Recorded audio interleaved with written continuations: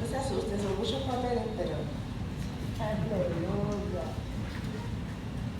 lo ha intentado, pero no ha podido. Miren, me van a disculpar la voz, mientras muchos me han intentado enviar para el hospital, estamos aquí venciendo en el nombre del Señor. Así que yo les voy a pedir en esta noche que usted abra sus oídos. No va a ser algo, una enseñanza común, ¿verdad? Como se acostumbra quizás aquí a dar en la casa, pero no quiere decir que Dios no está. No quiere decir que el Espíritu no está, sino que es de enseñanza para cada uno de nosotros, ¿verdad? Con un propósito. Así que yo espero que los pulmones y mi voz me permitan en esta noche poder hablar lo que hemos sentido en traer y compartir con ustedes. Así que acompáñenme ahí en oración. Señor, te doy las gracias una vez más porque reconocemos, Señor, que es por tu gracia, que es por tu misericordia, que es por tu favor el que tú nos permites estar en este lugar. Gracias, Señor, porque si no fuera por ti, Señor, solamente tú tienes palabras de vida eterna. Gracias, Señor, porque eres el que nos trae, eres el que nos guarda, eres el que nos capacita, el que nos enseña. Señor, en esta hora te presentamos, mi Dios, esta enseñanza una vez más. Te pido, Señor, que tú abras nuestro entendimiento, que podamos entender y comprender, Señor, lo que tú quieres de nosotros, Señor, en esta noche. Yo te pido, Señor, que me escondas en el hueco de tu mano, Señor. Yo te pido, Espíritu Santo, que seas tú hablando, Señor, abriendo nuestro conocimiento acerca de ti y de tu palabra en esta hora y en esta noche, Señor. En el nombre de Jesús. Amén. Yo les voy a pedir su ayuda, porque no nos queremos quedar sin aire. Así que yo necesito un voluntario que me vaya buscando Deuteronomio capítulo 6, versículos 7 al 9, y lo tenga guardadito por ahí. Deuteronomio capítulo 6, versículos 7 y 9. 7 al 9, perdón. Otro voluntario, otra voluntaria, que me busque Mateo capítulo 21, versículo 42. Otro voluntario que me busque Lucas capítulo 4, versículo 8.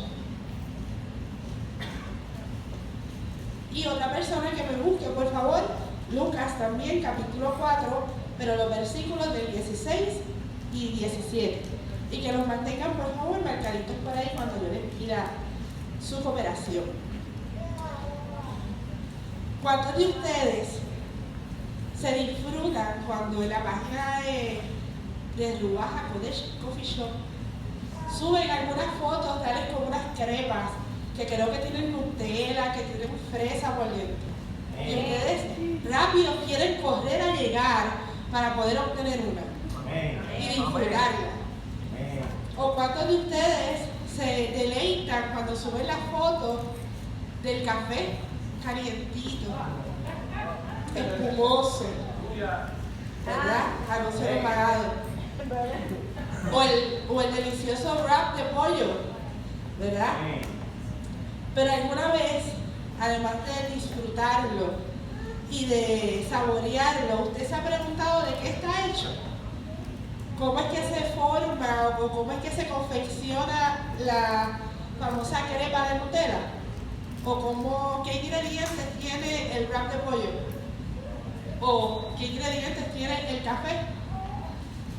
A veces nosotros nos disfrutamos las cosas, sabemos las cosas, pero no sabemos cómo las hacen.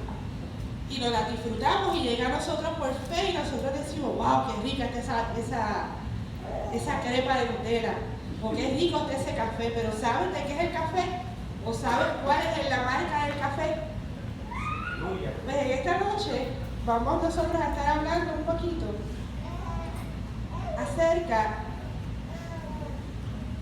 de lo que es este libro, lo que nosotros sabemos y llamamos la Biblia, de lo que nosotros entendemos y reconocemos que es palabra de Dios, que es autoridad, ¿verdad? Que es revelación de parte de Dios para nosotros, para sus hijos, en donde están las instrucciones que Él nos ha dejado. Pero ¿usted alguna vez se ha preguntado cómo se formó? ¿De dónde proviene la Biblia? Pues en esta noche vamos a estar hablando un poquito. Yo sé que no es una reflexión, yo sé que no vamos a estar analizando un texto bíblico, pero más adelante yo les voy a explicar el por qué para mí yo puedo entender que es importante que nosotros sepamos cómo se formó el libro que nosotros hemos llamado y que nosotros reconocemos como que es palabra de Dios. Amén. Gloria a Dios. Aleluya. Mire, desde el principio, algo básico. Biblia, lo que significa, viene de una palabra que y no se preocupen, no voy a estar hablando ni griego ni hebreo, ni trayendo conceptos muy técnicos, es algo sencillo.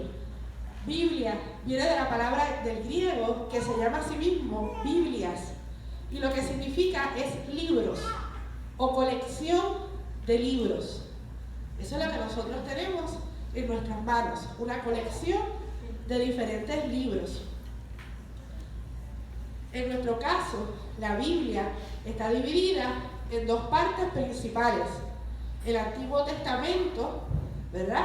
O el Antiguo Pacto, como se le conoce también, porque Dios comenzó a establecer alianzas y pactos desde el inicio con Abraham, con Moisés, con David, con todos. O el Nuevo Pacto, o el Nuevo Testamento, como nosotros lo conocemos comúnmente. El Antiguo Testamento está compuesto de las escrituras hebreas, que para nosotros es desde Génesis hasta Malaquías.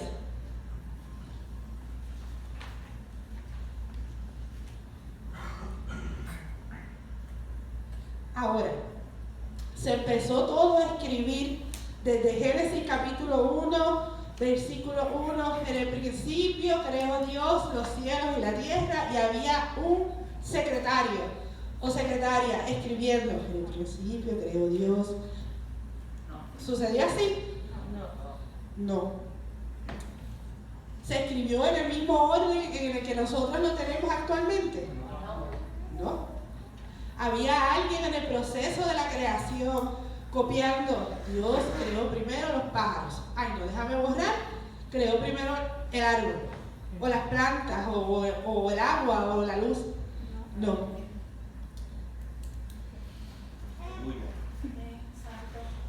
Vive Dios. Quiero que el que tenga, por favor, Deuteronomio 6, del 7 al 9, se pare con voz de trueno y lo lea. Y la servirás a tus hijos y hablarás de ella estando en tu casa, y andando por el camino, y al acostarte, y cuando te levantes. Y las atarás como una señal en tu mano, y estarán como frontales entre tus ojos. Y las escribirás en los postes de tu casa y en tus puertas. En el Antiguo Testamento, en la antigüedad, no había libros escritos. La palabra que Dios le dio a Moisés y los mandamientos se pasaban de generación en generación a través de lo que se conoce como la tradición oral. Los padres se lo enseñaban a sus hijos se le enseñaban a sus hijos, y sus hijos volvían y se le enseñaban a sus hijos. Eso era una tradición, y así era que se pasaban las leyes, así era que se pasaban los estatutos que Dios le había dado al pueblo de Israel. No había hasta en ese momento, hasta que comienzan entonces a surgir los profetas, y entonces Dios les manda a escribir, que se comienzan a escribir los primeros textos y las primeras palabras que Dios les da al pueblo. se comienza a escribir prácticamente 500 años después que la historia ya comenzó. ¿Por qué? Porque el pueblo de Israel estuvo muchos años, durante diferentes épocas, en cautiverio. Así que culturas, diferentes naciones intentaban que el pueblo de Israel perdiera su fe y perdiera sus creencias en el Dios, en el Dios Yahvé, en Jehová. Así que ellos, para no perder esa tradición, el pueblo de Israel decide entonces comenzar a escribir desde el principio todo lo que Dios les inspiraba y todo lo que Dios les había dado hasta ese momento, para no perderlo y sobre todas las cosas para que las culturas paganas no influenciaran el pueblo y su fe en Dios.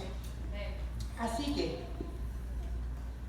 el Antiguo Testamento está compuesto por 39 libros que se componen en lo que para nosotros es el Pentateuco, o también lo que se conoce como la ley o como la Torá. También se componen por los libros históricos, que es desde Josué hasta Esther.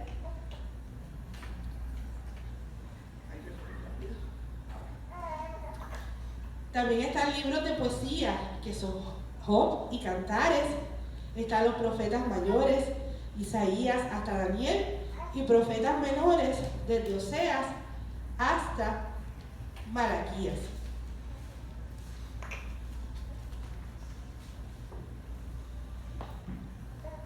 El orden que tiene el Antiguo Testamento actualmente es el mismo orden que tiene la Biblia judía de hace siglos atrás.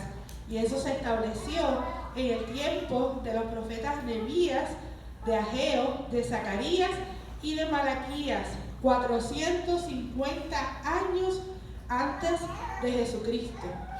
La Biblia judía, la única diferencia que tiene de la de nosotros, el Antiguo Testamento, es que para nosotros existe Primera de Reyes, Segunda de Reyes, Primera de Crónicas, Segunda de Crónicas. Para el judío no, es Crónicas, o es Reyes, o es Samuel. No hay esa división. Así que ellos tienen 29 y nosotros tenemos 24. Pero es el mismo texto, son los mismos versículos, es la misma palabra en ese sentido en el Antiguo Testamento.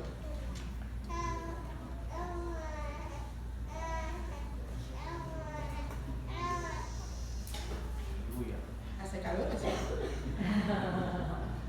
Miren, esta es una foto de un manuscrito del Antiguo Testamento, como se encontraron siglos y siglos después. Obviamente no se ve, ¿verdad? Ni yo pretendo que usted lo vea, ni lo entienda, yo no lo entiendo. Esta es una porción del libro de Isaías en hebreo. Ese manuscrito tiene siglos y siglos de antigüedad y cita parte de lo que es el libro de Isaías. Jesús y los apóstoles citaron el Antiguo Testamento más de 600 veces en lo que para nosotros es el Nuevo Testamento. ¿Por qué? Porque Jesús tenía a la mano la ley. ¿Quién tiene Mateo 21, 42? ¿Y así? Jesús les dijo: ¿nunca leísteis en las Escrituras la piedra que desecharon los edificadores? Ha venido a ser cabeza del ángulo. El Señor ha hecho esto, y es cosa maravillosa a nuestros ojos. Esa porción que Jesús está citando en las Escrituras, cada vez que la Biblia se refiere a las Escrituras, no se refiere a nuestra Biblia, porque no estaba escrita en su totalidad, se refiere al Antiguo Testamento.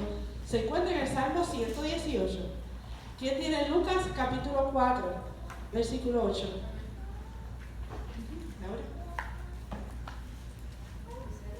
Respondiendo Jesús le dijo: vete de mí, Satanás, porque escrito está: al Señor Dios adorarás y a Él solo servirás.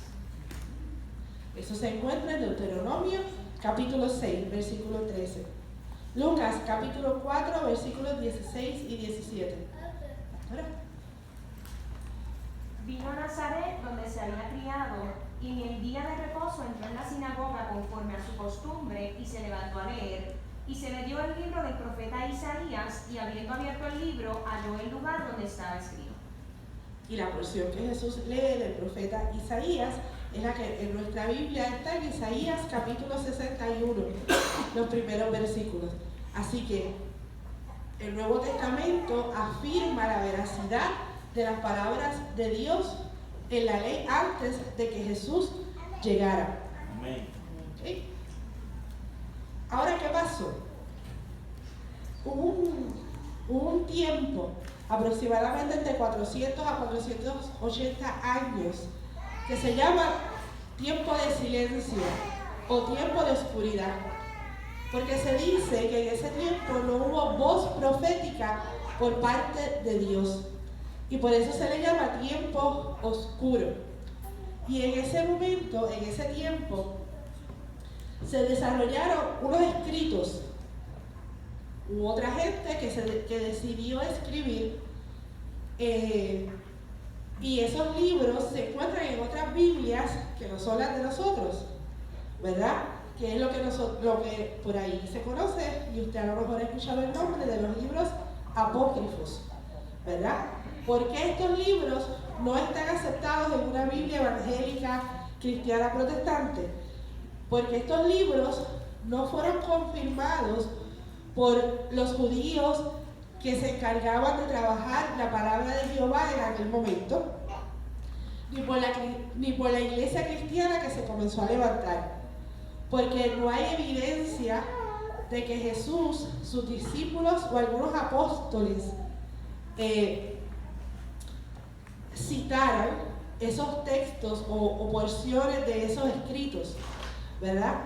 Porque contienen historias elaboradas y contienen contradicciones, y siempre ha habido duda de su autenticidad. Así que entre la Biblia cristiana, evangélica, protestante y quizás otras Biblias, como la Biblia de la Iglesia Católica, hay una diferencia, porque hay otras iglesias que sí tienen esos libros. Nuestra Biblia no los tiene porque Jesús nunca los citó, nunca hizo referencia a ninguno de esos libros. Esos libros lo que contienen son historias, leyendas, fábulas que no están confirmadas y que no tienen ninguna validez de inspiración divina, ni por parte de Dios. Así que si en algún momento a usted le dice, pero es que tu Biblia está incompleta, usted quizás entonces pueda tener un poquito de conocimiento y pueda contestar y pueda decir, no, lo que sucede es que estos libros no fueron declarados por Jesús. Estos libros no contienen inspiración divina. Uno puede sacar datos históricos, pero entre ellos mismos se contradicen. Y por eso es que entonces la iglesia decide no aceptarlos. ¿Okay? Entonces, nuestra Biblia, ¿cuántos libros contiene nuestra Biblia en totalidad? 66 libros, ¿verdad? Esos 66 libros tienen este nombre, canon bíblico. ¿Qué quiere decir eso? Eso es una regla de fe. Eso lo que significa es cuáles libros podían entrar al canon y cuáles no. Esto viene de una palabra rara que es en hebreo, que se dice kané, que significa caña, porque en la antigüedad no había reglas, no había metros, no había niveles para medir, y lo que se utilizaba era la caña para medir, era un símbolo de medida. Así que entonces ellos lo llaman de esta manera. Te voy a decir ahora.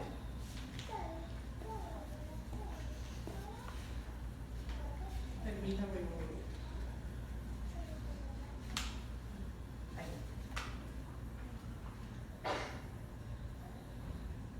Y este término, canon bíblico, usted lo va a escuchar, cuando lo escuche usted no se asuste, no le están diciendo ninguna herejía. Lo que quiere decir es que estos son los libros que se reciben y que la iglesia afirmó como Sagradas Escrituras. Cuando nosotros hablamos de los libros canónicos, nos referimos a aquellos que nosotros entendemos que tienen autoridad divina y que comprenden nuestra Biblia. Los 66 libros que nosotros tenemos son los que forman el canon bíblico de la iglesia cristiana, evangélica, protestante. No se puede añadir, eso se cerró. Porque los demás libros pues fueron considerados que no tenían autoridad bíblica. En el Nuevo Testamento tampoco existía una imprenta, pero sí habían secretarios que se llamaban los escribas y los copistas. Ellos eran los que se encargaban de coger el Antiguo Testamento y escribirlo a mano. Se cree que hasta que hubo la primera imprenta, las escrituras se pasaron a mano más de 1400 veces. Así que ellos tuvieron mucho trabajo que hacer.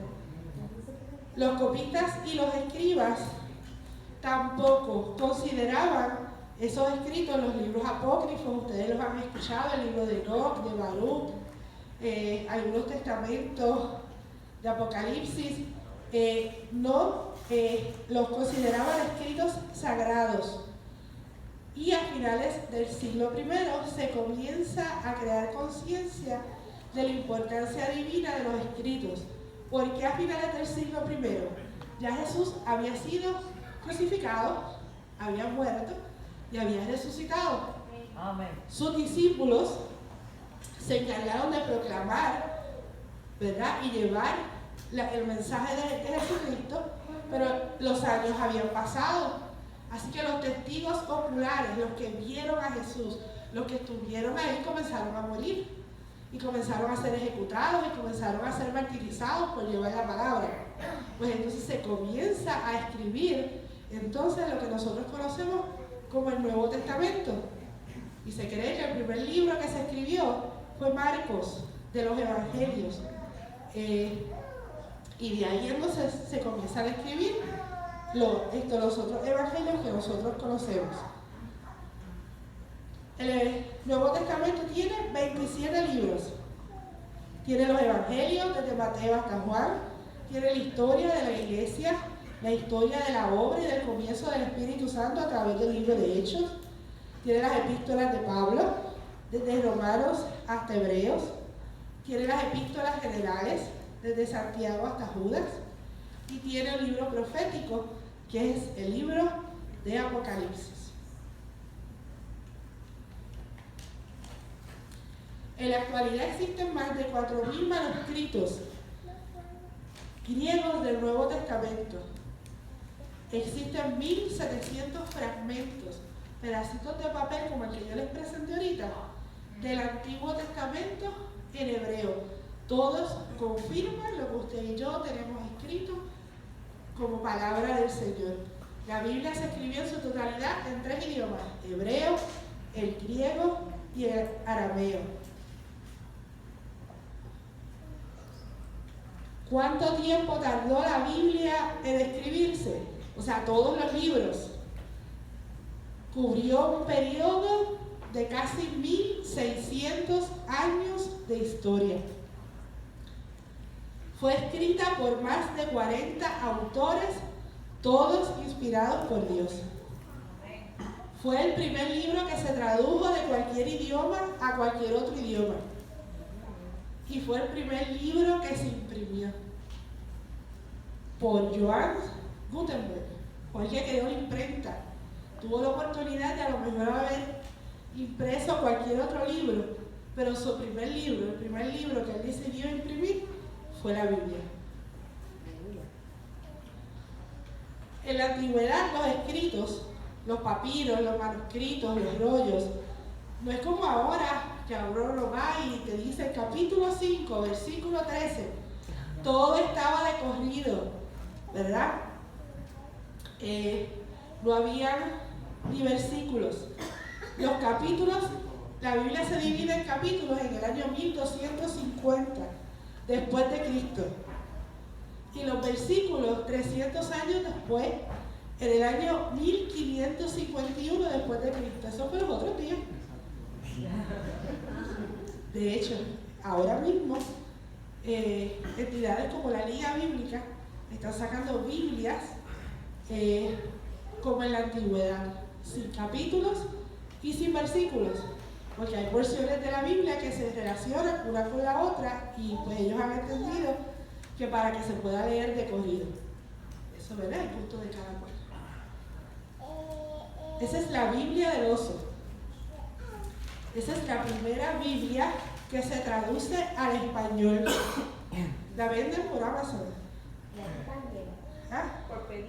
Está bien. No voy a decir el precio. Es una Biblia muy accesible, tiene un idioma un poco denso, pero es bien interesante el poder uno sentarse a leer, ¿verdad? Esa primera traducción que se hizo del griego al español y uno encuentra, ¿verdad? Maravillas. Yo cumplo en septiembre, es un muy buen regalo para ¿verdad? Poder dar. Si la ves de la librería, te la regalo. Sí, ella dijo por pedido. Sí,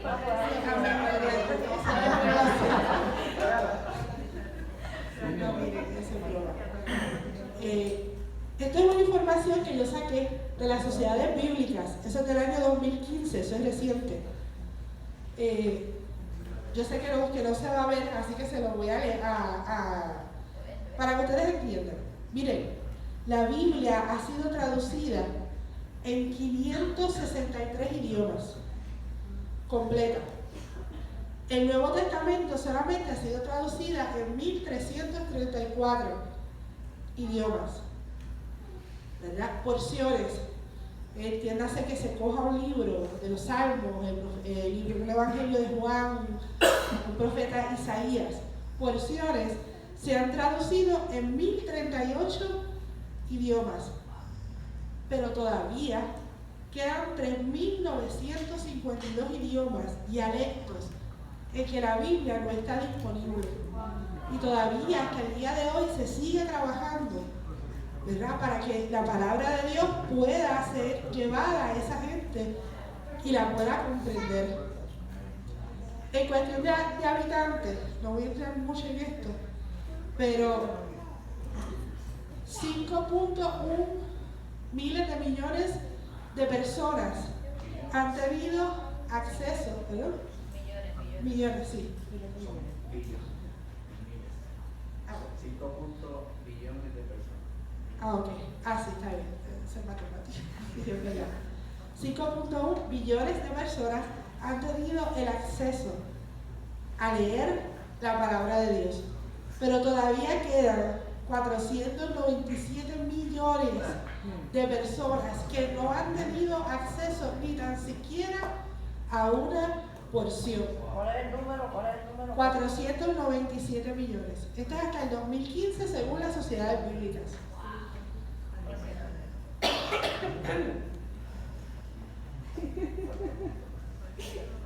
Así que yo creo que todavía falta trabajo. Está bien. Pero eso no lleva gente.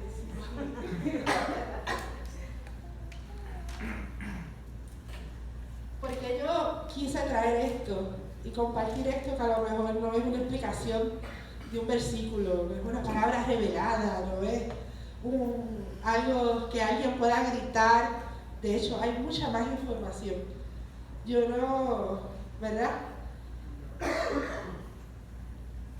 En 2 de Timoteo, capítulo 3, versículos del 16 al 17 dice: toda la escritura es inspirada por Dios y útil para enseñar, para reprender, para corregir y para instruir en la justicia, a fin de que el siervo de Dios esté enteramente capacitado para, ¿cómo que se quedó?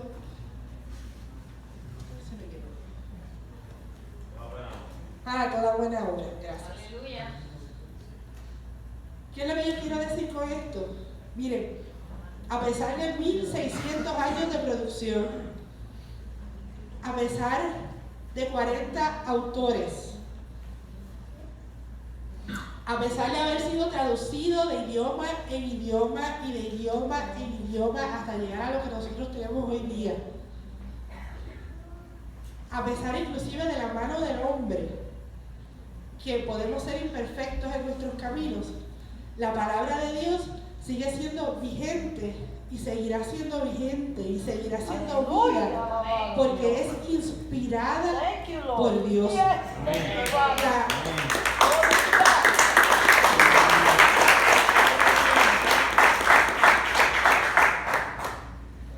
La Nueva Traducción Viviente dice de este mismo texto, que se me fue, pero de 2 de Timoteo, dice Pablo exhortándole a Timoteo: pero tú debes permanecer fiel a las cosas que se te han enseñado. Sabes que son verdad, porque sabes que puedes confiar en quienes te las enseñaron.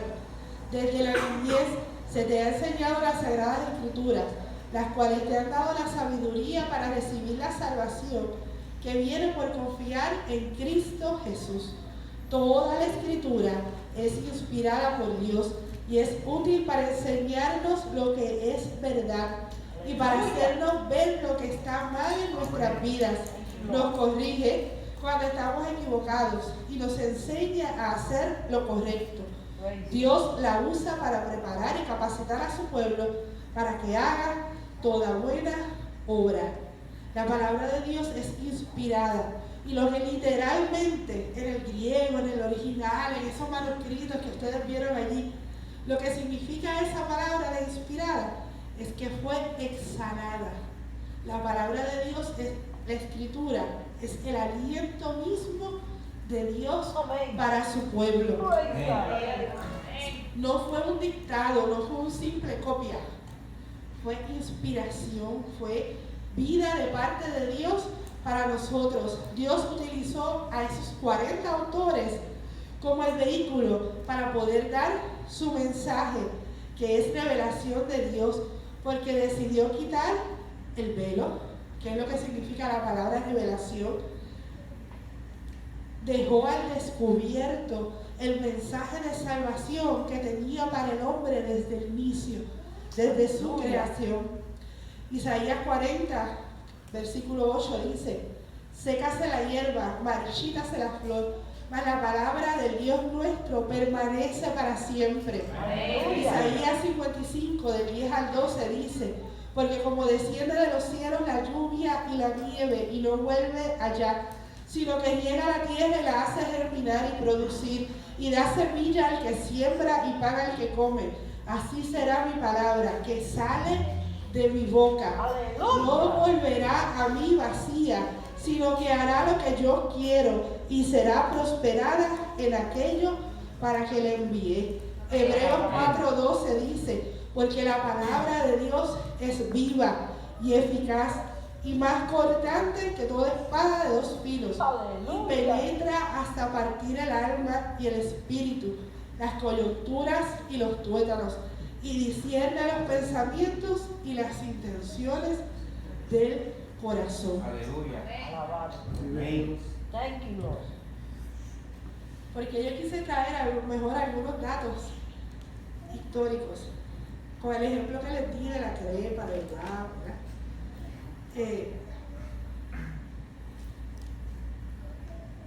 Efesios 4:14 dice: para que ya no seamos niños fluctuantes, llevados por doquiera de todo viento de doctrina, por estratagema de hombres para engañar, emplean con astucia las artimañas del error. Mateo 24, del 23 al 25 dice: entonces, si algunos dijeren, mirad, aquí está el Cristo, o mirad, allí está, no lo creáis. Porque se levantarán falsos cristos y falsos profetas, y harán grandes señales y prodigios, de tal manera que engañarán, si fuera posible, aún a los escogidos. Ya os lo he dicho antes. Esto es lo que nosotros vemos fuera de estas 4 paredes. Vemos gente, sectas, religiones, que se levantan a anunciar un mensaje que a veces a nuestro oído se escucha bonito y se escucha bien. Y a veces, si uno no está bien cimentado, si uno no tiene el conocimiento correcto, como dice ahí, como niños fluctuantes somos llevados por esas doctrinas y nos convencen. A veces tenemos personas que nos visitan los sábados por la mañana con una sombrillita y se paran en su casa frente y no se van. Insisten. Pero ¿saben una cosa? Ellos conocen lo que están llevando. Ellos se paran firmes y ellos defienden lo que para ellos es una verdad. Entonces, nosotros a veces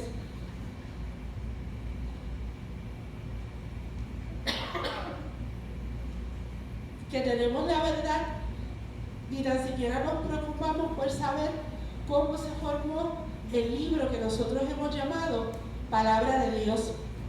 Y aunque esto no cubre quizás todo el proceso de historia, pero mi deseo era que causen ustedes curiosidad de la buena, curiosidad de sentarse a estudiar, de sentarse a aprender, de que podamos tener el hambre y la necesidad de nosotros saber qué es lo que nosotros estamos proclamando. Nosotros sabemos que es palabra de Dios y nosotros sabemos que tiene toda la autoridad, pero hay unos detallitos que afirman y que ayudan en nosotros poder tener la convicción de qué es lo que nosotros podamos estar llevando, que nosotros podamos entender que la Biblia, la palabra de Dios, no fue escrita en un vacío, sino que fue escrita y relata la historia de un pueblo, o sea, de un Dios que decidió insertarse en la humanidad del hombre, que decidió insertarse en nuestra historia, que decidió escuchar el clamor de un pueblo en el Antiguo Testamento que llevaba más de 400 años en cautiverio, y dice que Jehová escuchó su clamor y los eligió como pueblo y les dio sus mandamientos, les dio sus leyes para que pudieran ser su pueblo. Que desde el proceso de la creación y a pesar de la desobediencia del hombre, Dios tenía un plan de redención y un plan de salvación que está disponible y que estas escrituras nos lo relatan y nos abre el entendimiento de cuál era la voluntad de Dios. Dios deseaba tener una relación de intimidad con el hombre, pero por el pecado y por la desobediencia esa relación se rompió. Y todo está escrito en esas escrituras, que nosotros nunca podemos menospreciar y nunca podemos tener por menos, nos digan lo que nos digan allá afuera. Amén.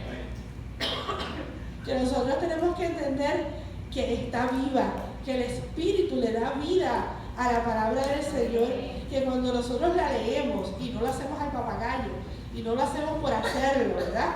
Esta palabra se hace vida, se hace rema en nosotros, se hace particular, suple la necesidad de tu situación y de mi situación.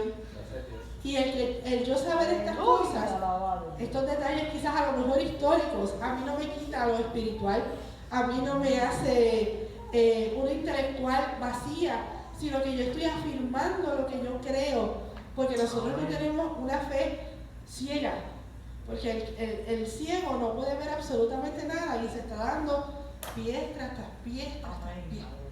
Nosotros tenemos la fe, como dice la palabra, es la certeza de lo que se espera, la convicción de lo que no se ve, pero no me enajena de lo que está sucediendo allá afuera. ¿Por qué? Porque yo tengo sobrinos, ustedes tienen hijos, ustedes tienen nietos que se están levantando en estos tiempos y les van a surgir preguntas, dudas acerca de la palabra de Dios, acerca de lo que nosotros estamos afirmando. ¿Y qué es lo que sucede? Si nosotros nos quedamos callados y decimos, ay, es que yo no sé, tienes que orar. Sí, tienes que orar, eso es excelente y yo no estoy menospreciando ni estoy diciendo que eso no es lo correcto.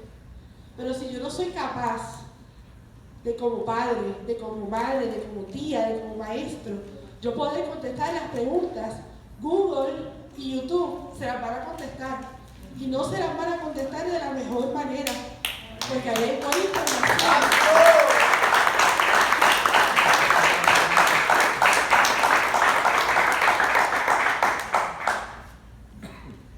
Ahí hay buena información, pero hay mucha basura. Perdonando la expresión. Hace poco, y se lo enseñé a Frances y se lo enseñé a la pastora, llegó una foto a las redes sociales de una secta que se estaba levantando. Estaban ofreciendo certificados de salvación que duraba 2 años, $100. Certificados de virginidad que duraban 1 año, $100. Y a lo mejor usted escucha esos ejemplos y usted dice, pero es que eso es obvio.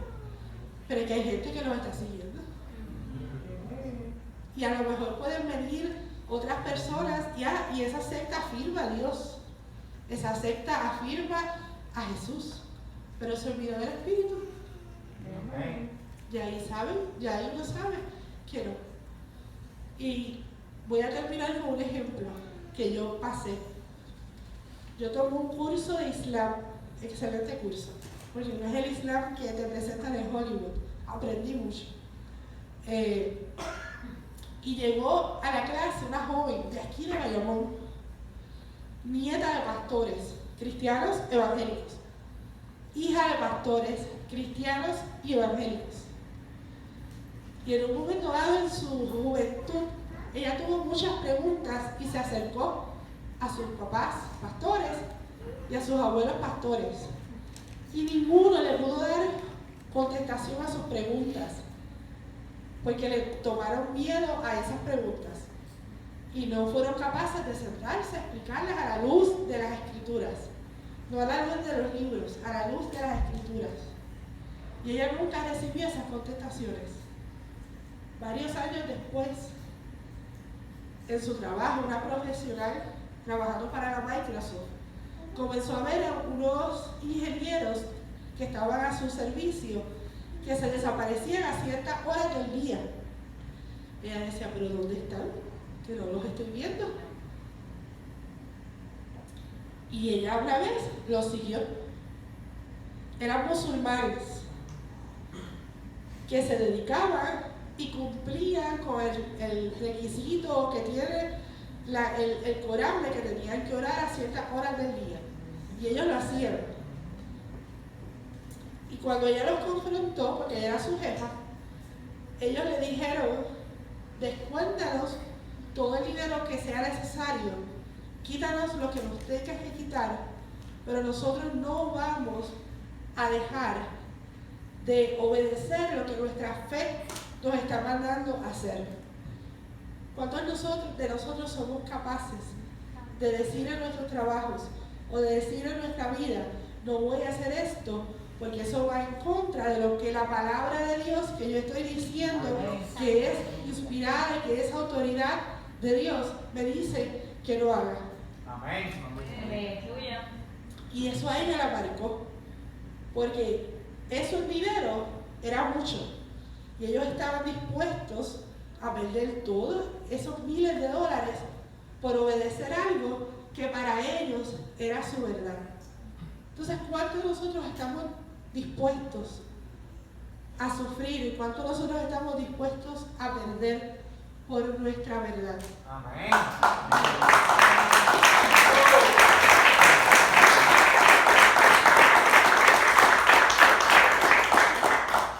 ¿Saben qué pasó? La joven que fue de Bayamón ya no es cristiana, ya no es evangélica. Perdió su familia, pues. Ahora es esposa de un alto imán aquí en Puerto Rico, musulmán. Es profesora, es increíble, es profesora en una cultura totalmente machista, en una universidad en el Cairo del Corán. Yo la observaba y yo le escuchaba recitar el Corán en árabe. Y yo decía, Dios, ¿por qué? Ella confesó que sus abuelos ni sus papás pudieron contestar, fueron capaces de contestar unas simples preguntas que ella tuvo. Y eso ella lo siguió almacenando. Y vinieron unos árabes que no tienen la verdad, que no tenían la verdad, a lo mejor le dijeron una media verdad, pero fueron los que se sentaron por ella y le contestaron. Y a mí me dolía en el alma porque yo decía, Dios mío, es responsabilidad de nosotros el poder levantar a nuestros niños, el poder levantarnos a nosotros mismos en el conocimiento correcto de lo que es la palabra de Dios. Y eso el Espíritu nos ilumina, el Espíritu es el que nos enseña, el Espíritu es el que nos capacita, pero nosotros tenemos que saber cómo se formó lo que nosotros creemos, de dónde nació. El Evangelio no nació cuando usted llegó aquí por primera vez a Rubá y se convirtió. Lleva cientos de años de historia de gente que ha intentado, que ha llevado y que ha muerto y ha padecido por llevar el mensaje de la cruz. Y nosotros estamos dispuestos a hacer para nosotros poder aprender y afirmarnos en conocimiento de la palabra de Dios, del conocimiento y de la sabiduría de su palabra, de su aliento. Job dijo en un momento dado, yo sé que mi Redentor vive. Aleluya. Job no dijo yo siento, Job no dijo yo creo, Job lo afirmó con su conocimiento. Pablo dijo, yo sé que yo he creído, conocimiento. Jesús nos mandó y dice, amarás al Señor con todo tu corazón, con toda tu mente y con todas tus fuerzas. Lo amarás con todas tus emociones, lo amarás con todo tu ser, pero lo vas a amar también con toda tu mente, y la mente incluye el conocimiento. Jesús sabía, cuando Jesús se paró en el desierto frente al diablo que le estaba tentando, Jesús no le dijo, yo siento que esto es lo que yo tengo que hacer. No, Jesús no era alguien analfabeta, Jesús conocía la palabra, por eso se paraba en las sinagogas y la citaba. Jesús tenía que haber sabido más de 3 idiomas. Si la Biblia estaba escrita en hebreo, y en ese momento se hablaba arameo más griego, y él la citaba y decía, escrito está. Las escrituras dicen esto. Pues que esto sea un aliente para nosotros motivarnos a escudriñar la palabra, a tener el conocimiento, pero también a conocer cómo se formó esto que nosotros hemos llamado el Evangelio, las buenas nuevas de salvación, que tiene una historia, miren, maravillosa, fascinante, que ha llegado hasta el día de hoy, hasta el 1 de marzo del 2017, y que seguirá llegando hasta que Cristo venga, y se seguirá escribiendo historia del cristianismo y del conocimiento de Dios hasta que Cristo venga. Así que el Señor le bendiga. Amén.